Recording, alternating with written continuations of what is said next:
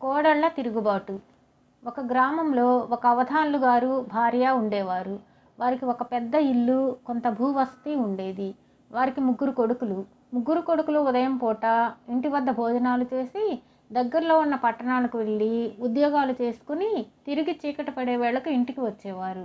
గ్రామం గుడిలో రోజూ పురాణం చెప్పేవారు. అవధాన్లు గారు భార్య సాయంకాలం వేళ పురాణం వినడానికి వెళ్ళి చీకటి పడ్డాక బస్తీ నుంచి తిరిగి వచ్చే కొడుకులతో సహా ఇల్లు చేరుకునేవారు. అవధాన్లు గారి ముగ్గురు కొడుకులకు పట్టణంలోనే పెళ్ళిళ్ళు అయ్యాయి. భార్యలు కాపురానికి వచ్చారు. వాళ్ళు ముగ్గురు పట్టణంలో పుట్టి పెరిగిన వాళ్ళు. వాళ్ళ భర్తలు పట్టణంలోనే ఉద్యోగాలు చేస్తున్న వాళ్ళు పల్లెటూరు జీవితం గడపవలసి వచ్చింది. ఇది వాళ్ళకు నచ్చలేదు. సాయంత్రం పూట అత్తమామలు పురాణం వినడానికి వెళ్ళి చీకటి పడ్డాక తమ భర్తలతో ఇంటికి తిరిగి వచ్చే మధ్యకాలంలో ఆ తోడికోడళ్ళు తమ కష్టసుఖాలు మాట్లాడుకునేందుకు బోలెడంత సావకాశం ఉండేది. ఈ దిక్కుమాలిన పల్లెటూళ్ళలో ఏమీ తోచదు అన్నది పెద్ద కోడలు. అవును అక్క, ఈ ముసలాళ్ల మూలానే మన మొగుళ్ళు ఈ పల్లెటూరు వదలకుండా ఉన్నారు అన్నది రెండోది. మా ఆయన పట్నంలో ఉద్యోగం చేస్తున్నాడనే కదా నన్ను మా వాళ్ళు ఇచ్చారు. పల్లెటూరు గబ్బిలాయిలాగే బతుకుతానని తెలిస్తే మా వాళ్ళు నన్ను ఇక్కడ ఇవ్వకనే పోదురు అన్నది మూడో ఆమె. మొగుళ్లను పోరి వాళ్ళ చేత బస్తీలో కాపురం పెట్టించడం సాధ్యమయ్యే పని కాదు. ఎందుకంటే అందుకు పెద్దవాళ్ళు ఎంత మాత్రమూ ఒప్పుకోరు. కొడుకులేమో తల్లిదండ్రుల మాట జవదాటరు. ఆ మాటకు వస్తే మనం మాత్రం ముసలాళ్ల మాట జవదాటుతున్నామా అన్నది ఒక ఆమె. అందుకు మనం మరీ అలుసైపోయాం అన్నది మరొక ఆమె. వాళ్ళు చెప్పిన పనులు మనం చేయకపోతే ఏమవుతుంది అన్నది మూడో ఆమె. అత్తమామల మాట వినటం లేదంటే మన వాళ్ళు మనల్నే తిడతారు అన్నది ఇంకొక ఆమె. వాళ్ళు చెప్పిన పని చెయ్యాలి, కానీ చెప్పినంత వరకే చేయాలి. ఏ పని ఆశాంతం చేయకూడదు. ఇది ఒక రకం తిరుగుబాటు. అలా చేస్తే ముసలాళ్లకు మనతో ప్రాణం విసిగి మనల్ని వేరే కాపురాలు పెట్టుకొనిస్తారు అంటూ పెద్ద కోడలు మిగిలిన ఇద్దరికి ఒక పథకం చెప్పింది. అది చాలా బాగుందని, అలాగే చేస్తామని మిగిలిన కోడళ్ళు కూడా అన్నారు. ముగ్గురు కోడళ్ళు తిరుగుబాటు ప్రారంభించారు.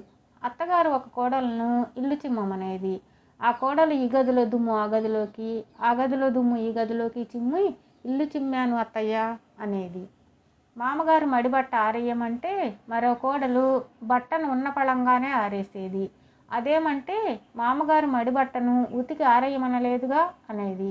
అత్తగారు ఏ కోడలనన్నా అంట్లు తోమమంటే ఆ కోడలు అంట్లు తోమి కడగకుండా వదిలేసేది. ఆ కోడళ్ళ తిరుగుబాటు చాలా దాకా వెళ్ళింది.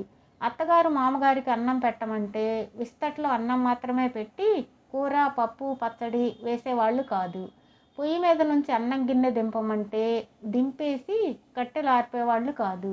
పొయ్యి మీద ఏదన్నా మాడుతున్నదేమో చూడమంటే మాడేదానికేసి చూసి ఊరుకునేవారు.